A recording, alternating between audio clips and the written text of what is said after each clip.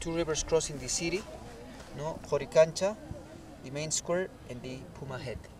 This is not really a puma head either. This is more like a feather head. And this would be half puma and half bird.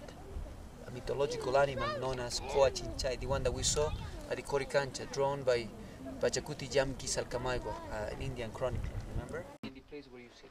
So this is a work that has to be done once. Perfect. It's not that you see inside and outside might have been used to put poles to anchor the rocks. Somehow they were like floating rocks because they managed to remove the dirt from underneath and using a scribe, which is basically two poles tied together, they were moving it from one place to another. Over here. This was carved out in a form of a pata pata. 1, 2, 3, 1, 2, 3. It looks like a cross. There is a typical Andean cross nowadays, more commercial, that looks like this. I will draw it to you, okay?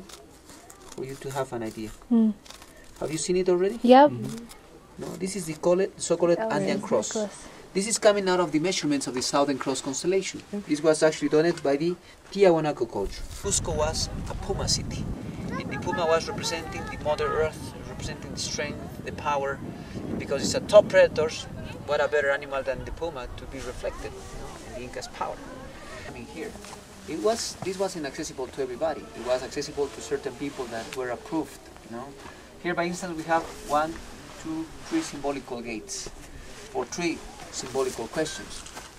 Where are you coming from? Who you are? And where are you going to?